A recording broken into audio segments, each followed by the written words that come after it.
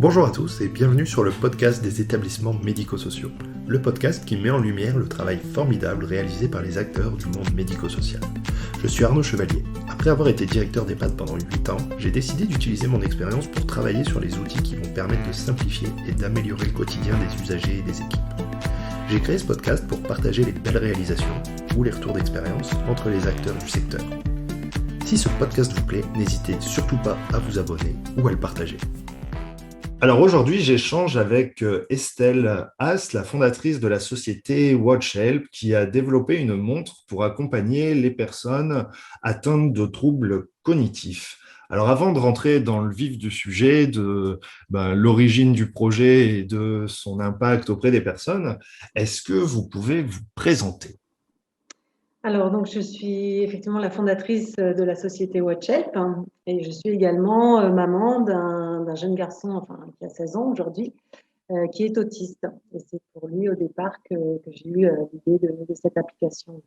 Alors, en fait, donc moi, ce que j'ai inventé, c'est une solution d'application qui est compatible, en fait, qui fonctionne avec toutes les montres connectées Android Wear et toutes les Apple Watch, donc des montres qui existent déjà sur le marché.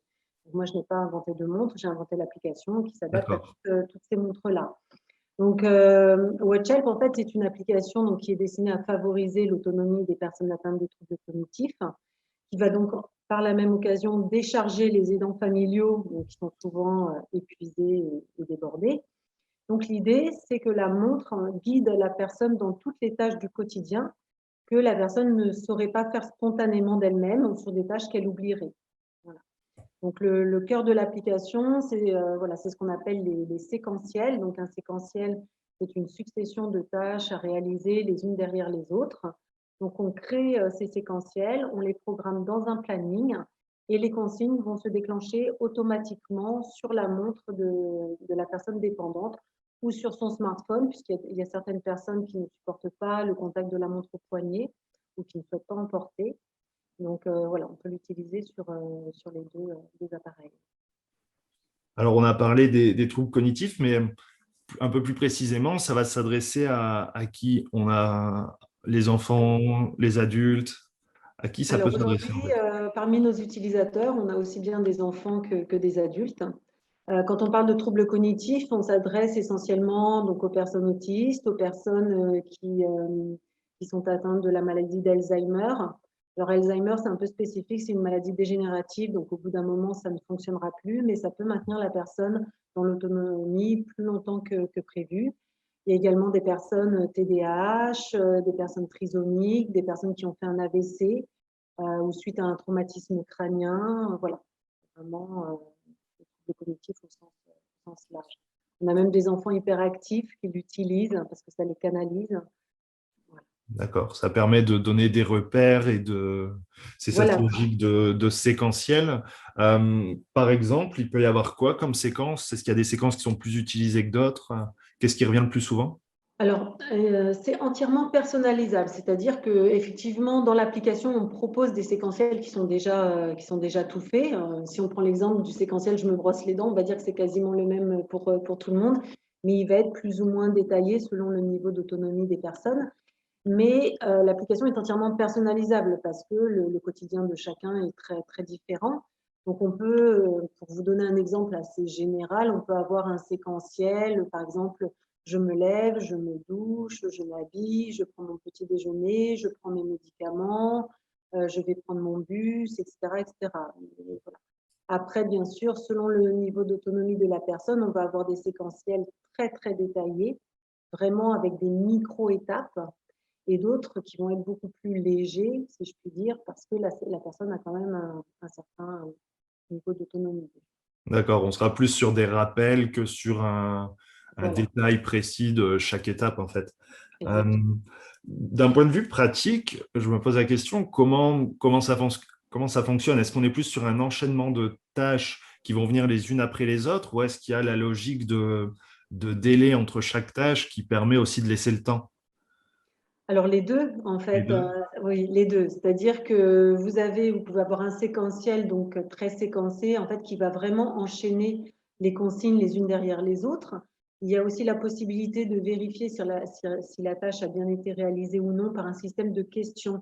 C'est-à-dire que si, par exemple, vous avez une consigne qui dure 2 minutes, au bout des 2 minutes, là, il y a la touche oui, non qui va apparaître et la personne va pouvoir valider si elle a bien réalisé la tâche ou non.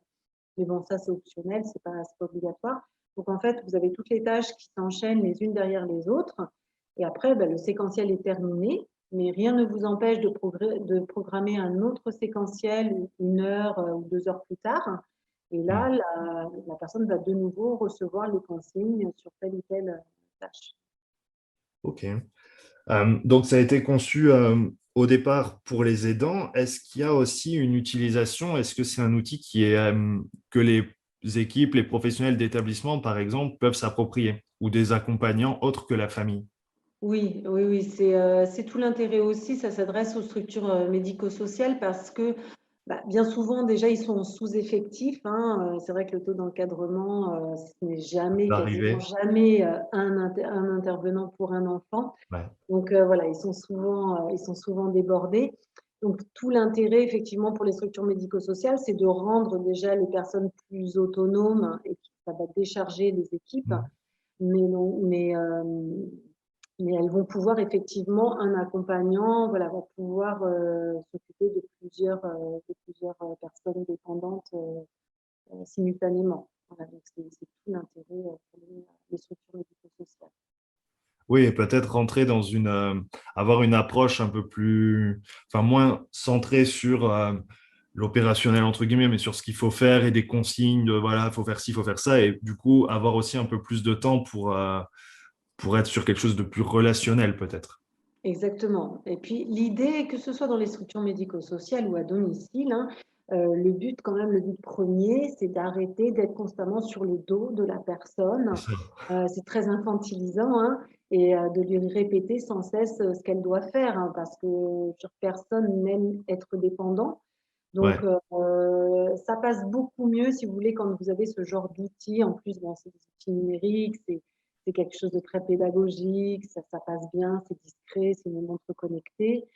Donc, voilà, c'est beaucoup plus agréable pour la personne d'être rappelée d'être interpellée sur certaines tâches plutôt que d'avoir constamment un parent ou un éduc sur le dos à lui dire fais ci, fais ça, ouais. etc.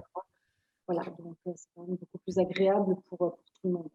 Non, c'est sûr. Et pour un public plus jeune, il peut y avoir un côté un peu gamification, en fait. Le principe, pas jeu vidéo, mais presque, en fait. Et C'est ça. moins autorité, plutôt ouais, d'un côté plus ludique. Exactement, voilà, c'est pour ça que c'est un outil, autant chez les personnes âgées, ça demande souvent, voilà, un certain travail, hein, pour que la personne Ouais, s'habitue et accepte cet outil. En revanche, chez les enfants ou chez les ados, bon, la montre connectée, ça passe très, très bien en général. ouais. Alors, est-ce que cette montre, du coup, puisqu'on est sur une montre générique, en fait, est-ce qu'elle va pouvoir être combinée aux applications un peu classiques, en fait, du téléphone? Exactement. C'est ça? Ça reste une montre connectée tout à fait classique, c'est-à-dire que la montre connectée ne fait aucune différence entre une notification WhatsApp ou Facebook, Messenger, etc. Voilà, c'est pour la D'accord. montre, c'est exactement la même chose. Donc là, ce qui est chouette, c'est que la personne va pouvoir utiliser toutes les fonctions de la montre connectée, ce qu'elle peut offrir, Ouais. en dehors de WhatsApp. Donc WhatsApp est une application parmi d'autres. D'accord, ça va pas brider la montre sur le principe, voilà, il n'y a plus qu'une application et le reste. Voilà. Alors, ce que peut faire malgré tout l'aidant, c'est qu'elle peut bloquer certaines notifications d'autres applications parce que c'est vrai que ça peut envahir la Ouais, personne. C'est vrai que si elle commence à recevoir 36 notifications par jour, ce qui est embêtant, c'est qu'elle ne va plus justement faire la hmm, différence et qu'elle va perdre l'habitude, voilà, d'être concentrée sur les notifications WhatsApp. Donc, c'est vrai qu'on peut bloquer certaines notifications d'autres applications et ça, c'est un gros avantage. Mais sinon, libre à chacun d'utiliser la montre comme elle le souhaite. ouais, donc pour un public plus jeune, j'imagine que ça doit être très très bien accepté et Oui, ça peut même être l'occasion de dire bon bah ok, ok pour la montre et ça intègre au passage l'application. Ok. c'est ça. Alors comment ça vous est venu et comment vous en arrivez à développer une application comme celle-ci, en fait, qui est quand même alors simple a priori sur l'interface, mais qui derrière doit demander énormément d'énergie et de recherche et de développement. Oui. Oui, au niveau recherche et développement, je vous avoue que ça a été une grosse partie du travail. Ça a été long et assez compliqué parce que on a exploité, on va dire, toutes les fonctions de la montre connectée, tout ce qu'elle pouvait offrir de manière très poussée. Euh, En fait, il y a très peu aujourd'hui de sociétés qui ont exploité la montre connectée comme on l'a fait. Elle était jusqu'à maintenant utilisée tout simplement de manière très un peu gadget, on va dire. C'est surtout les sportifs qui utilisaient cet outil. Mais nous, on a vraiment poussé le truc beaucoup plus loin. Il y avait peu de documentation sur le net, que ce soit chez Google ou chez Apple. Il y avait très peu de documentation. Donc, on va dire que l'équipe de développeurs avec qui je travaille ont vraiment fait preuve de beaucoup de persévérance et d'imagination pour arriver au résultat auquel on est arrivé aujourd'hui. Donc ça a été vraiment un gros challenge. Et d'autre part, c'était quoi l'autre question que vous m'aviez posée? La question, c'est comment ça vous est venu, en fait? Qu'est-ce qui vous Voilà, amène à… c'est ça. Alors, donc moi, en fait, donc, je suis maman d'un garçon autiste. Il a aujourd'hui 16 ans, mais quand il avait à peu près 10 ans, Alan a pris conscience de son handicap, de sa différence, ce qui n'était pas le cas jusque-là. Et Alan l'a très mal vécu. Donc, il a complètement refusé cette réalité. Ça le rendait très en colère, très triste. Mais l'avantage, c'est que ça a été un moteur, vraiment un moteur. C'est qu'en gros, il a dit non, moi, je ne veux pas être autiste, je ne suis pas handicapé, je veux être comme tout le monde, je veux être comme tout le monde, je veux faire comme tout le monde. Voilà. Donc, ça a été un moteur très puissant dans son évolution. Mais bon, résultat, il ne supportait plus que je sois justement constamment derrière lui, derrière son dos, à lui répéter sans cesse ce qu'il devait faire. Mais c'était malheureusement incontournable parce que Alan savait faire beaucoup de choses, mais il fallait cet élément déclencheur. Et à l'époque, le seul élément déclencheur, c'était moi. C'était Alan fait ci, Alan fait ça, Alan ceci, Alan cela. Et ça, vraiment, ça l'exaspérait. Donc, ça déclenchait des crises pas possibles. Du coup, en fait, face à ce constat, je me suis dit, bon, il n'y a pas le choix, la situation est vraiment trop compliquée, il faut que je trouve un moyen pour lui rappeler tout ce qu'il doit faire au quotidien sans que ce soit moi. Voilà, le constat, il était là. Donc, il fallait que je trouve une solution face à ça. Donc, j'ai passé des jours à me creuser la tête. En fait, au final, j'ai focalisé sur le fait qu'il fallait un outil, qu'il ait un outil sur lui qui lui rappelle ce qu'il devait faire. Donc, forcément, la première idée, ça a été la montre, enfin le smartphone ou la tablette, parce qu'il existait déjà des applications qui étaient plus ou moins en mesure de faire ça.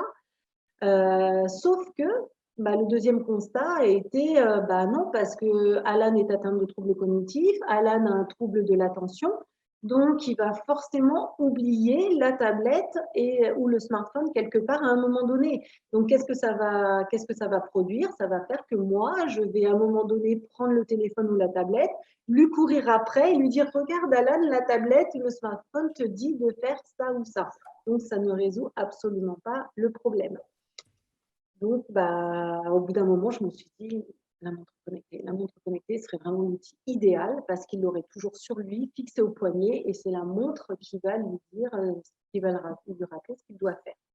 Voilà, c'est comme ça que j'ai eu l'idée.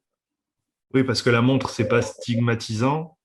C'est un outil du quotidien. Et c'est vrai que la tablette, c'est très bien, mais la problématique, c'est qu'on ne l'a pas sur soi. Et le smartphone, c'est entre les deux, mais finalement, ouais, il faudrait que ça sonne et tout ça. Et il y a peut-être aussi… Et puis, on ne l'a pas non plus constamment tout le temps sur soi. Je Ouais. veux dire, Ou si on l'a, c'est pas très bon non plus, parce que ça va être aussi une source de distraction et on va pas faire ce qu'on doit faire en fait avec le smartphone. On risque d'être un peu trop happé vers plein d'autres applications.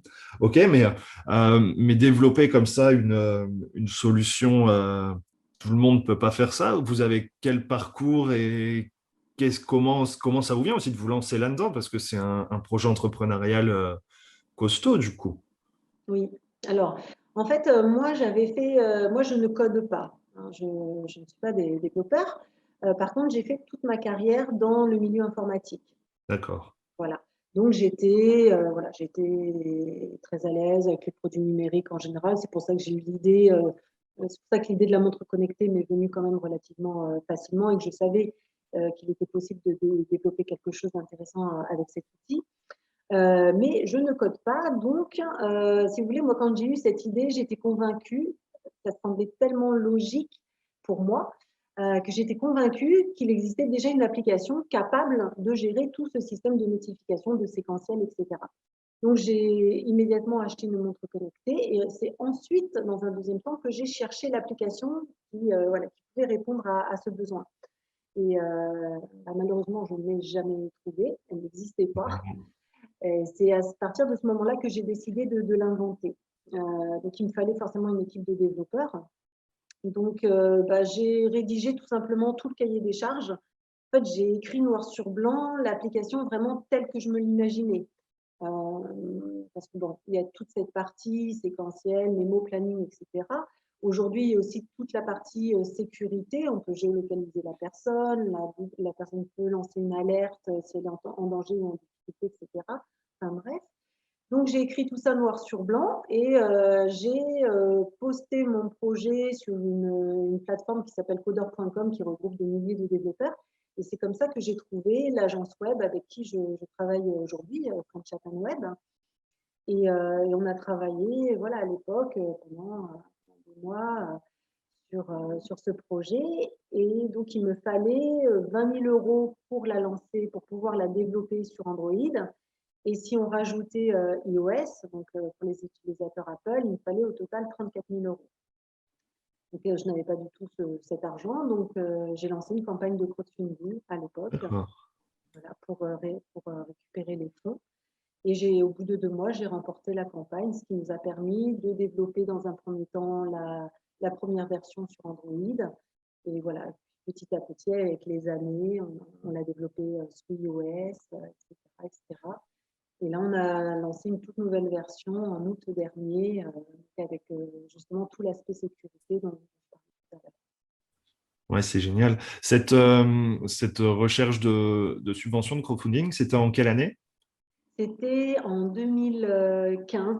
D'accord. Ouais, En donc c'est un projet. 2015, la toute première version donc, a été déployée en 2016, donc sur Android. En 2017, il y a eu la première version iOS.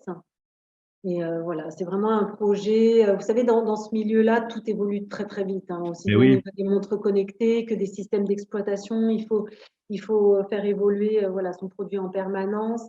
C'est vraiment un milieu où tout va très très vite. Donc, c'est pour ça d'ailleurs qu'on a développé une toute nouvelle version l'année dernière parce que je vois ça évolue très vite. ouais.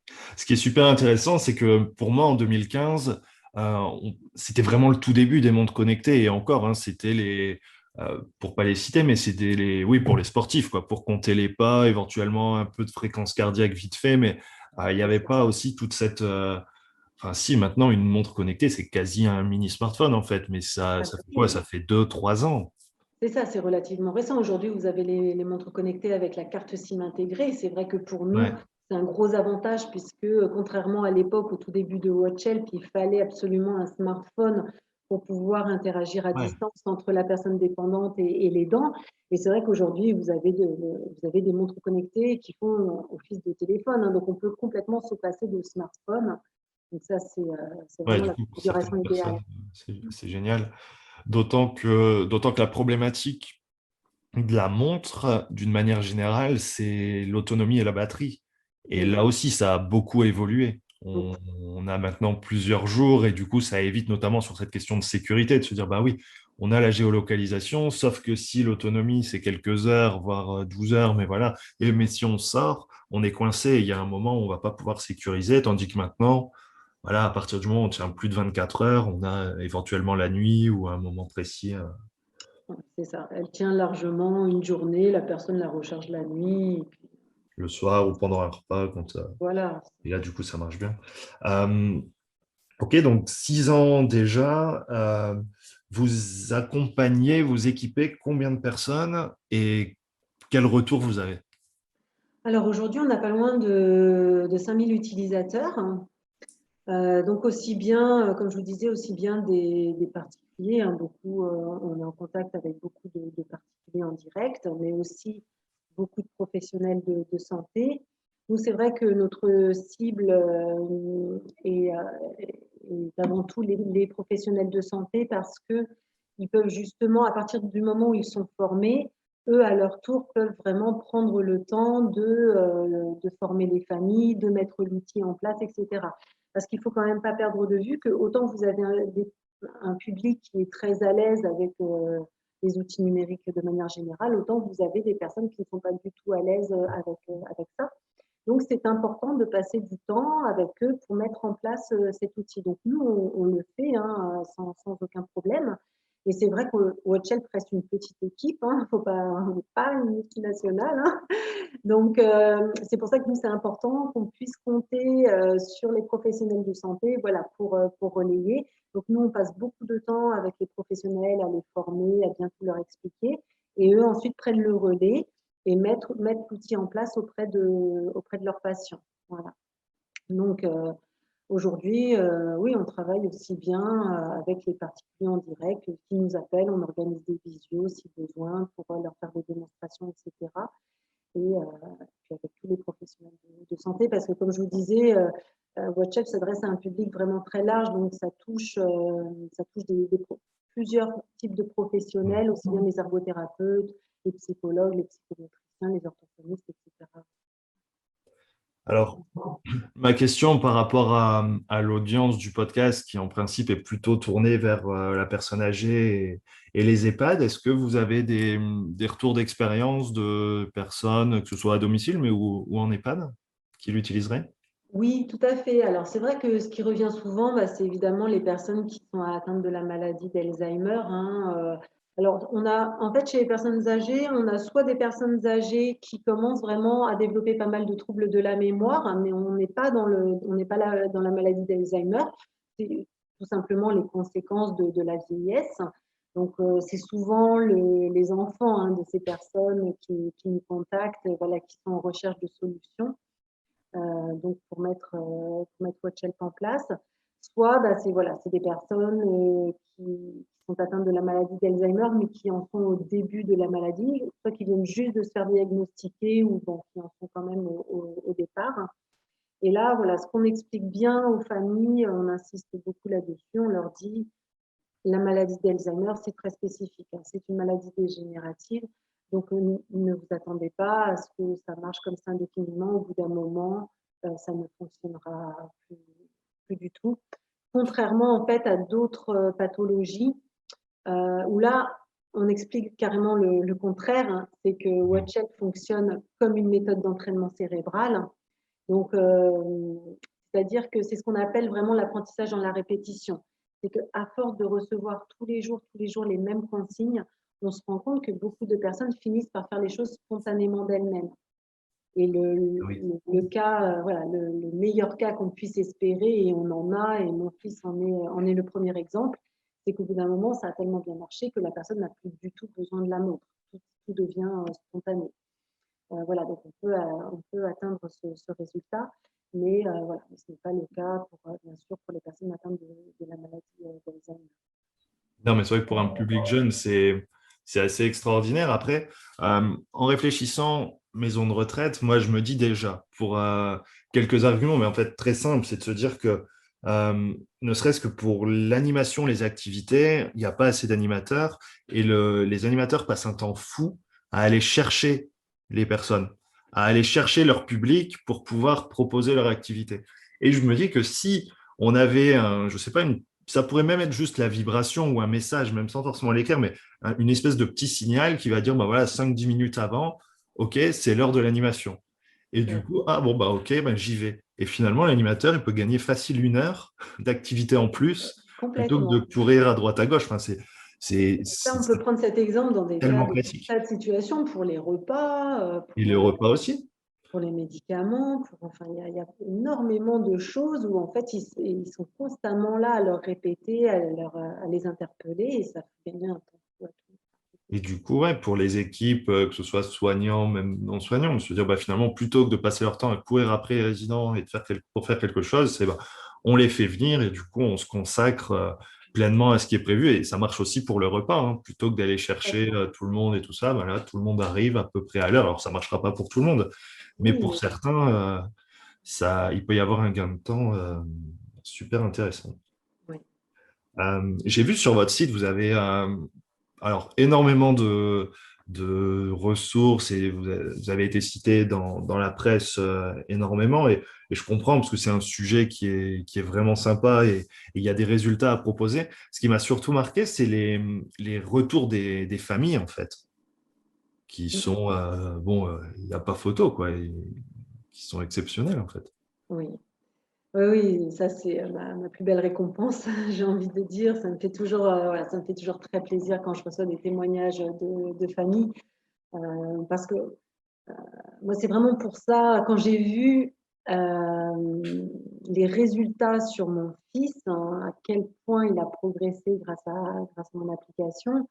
Voilà, moi j'avais qu'une envie, c'est que ça profite de la même manière au plus grand nombre. Et je connais tellement bien le quotidien des parents d'enfants handicapés, à quel point ça peut être épuisant, à quel point ça peut être compliqué, que voilà, quand je reçois ce genre de témoignages, oui, ça me fait énormément plaisir. Parce que, comment dire, non seulement la première personne concernée, et c'est hyper gratifiant pour elle, elle est fière, voilà, de pouvoir faire des choses seule. C'est hyper motivant pour continuer à aller de l'avant. Et voilà, et puis il y a plein de familles qui me disent, mais enfin, on respire, on retrouve voilà, un peu de sérénité, j'ai à nouveau un peu du temps pour moi. Tu te rends compte, il fait ça tout seul maintenant. Enfin voilà, c'est hyper positif. Ouais, ça change la vie à la fois de la personne qui utilise la montre, puisqu'elle va gagner en autonomie, elle se sent moins, entre guillemets, sous pression de toujours, on lui dit tout le temps plein de choses. Et c'est vrai que c'est pas quelque chose d'agréable de devoir répéter toujours les mêmes choses. Donc, en fait, ça change la vie de tout le monde. Et même Grâce. au-delà de ça, on a des personnes qui l'utilisent dans le milieu professionnel, hein. Et ça aussi, on n'en parle pas souvent, mais c'est un aspect très important, parce que la montre va aussi pouvoir guider la personne dans différentes tâches qu'elle est censée faire dans son activité professionnelle.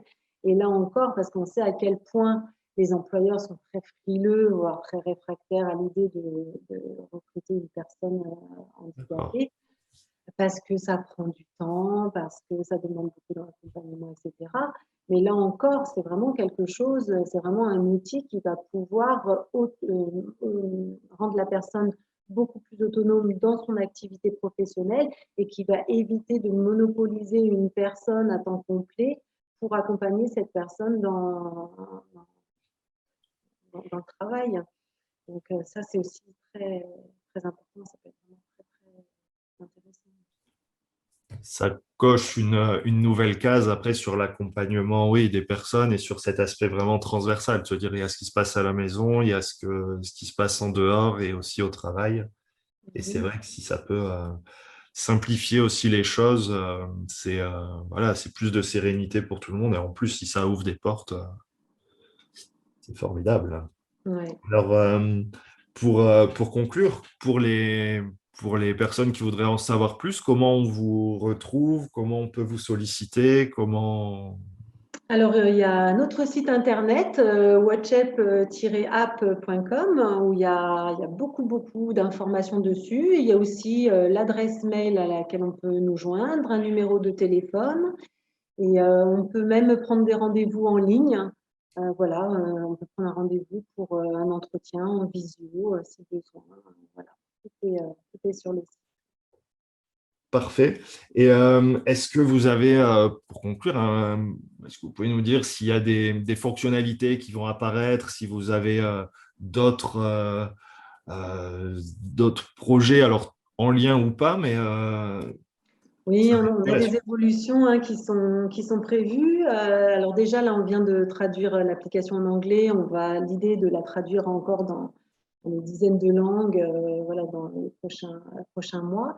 On vient de rajouter le timer, hein, c'est-à-dire que ça permet à la personne de voir le temps défiler, D'accord. puisque ces personnes souvent n'ont pas la notion du temps, donc on voit le temps défiler sur telle ou telle tâche, enfin chaque tâche demandée. On va rajouter la fonction vocale, hein, voilà, pour les personnes malvoyantes, c'est-à-dire que ça va Ah, lire les consignes, voilà, parce que ça faisait partie des demandes des familles.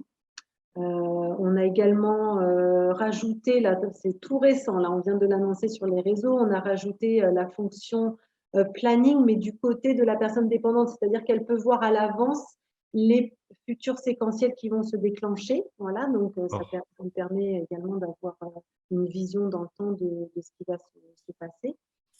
Et enfin voilà, on est très à l'écoute des retours des familles, voilà, de ce qu'elles auraient besoin. Et dès que ça devient une demande récurrente, que c'est vraiment pertinent, et ben, on s'arrange pour la mettre en œuvre. Vous êtes dans la co-construction. Et c'est vrai qu'en Exactement. général, ça change tout. Oui, tout à fait. Super. Eh ben, merci pour toutes ces infos. Et puis, au plaisir de voir la suite, de voir comment ça évolue, puis l'expansion que vous pourrez avoir aussi, parce que c'est vrai que c'est un besoin, s'il y a le besoin en France, il y a le besoin ailleurs, et s'il n'y a pas d'autre appli, eh ben, il faut le proposer. Tout à fait. Bah, Merci à vous. merci beaucoup et à bientôt. À bientôt, merci. Merci d'avoir écouté l'épisode jusqu'au bout, j'espère que le sujet vous a plu et qu'il vous inspirera. Pour m'aider à faire connaître le podcast, abonnez-vous sur votre plateforme d'écoute préférée ou notez-le et partagez-le sur vos réseaux sociaux. N'hésitez pas à me contacter sur LinkedIn pour toute remarque ou proposition de sujet. Bonne journée et à bientôt sur le podcast des établissements médico-sociaux.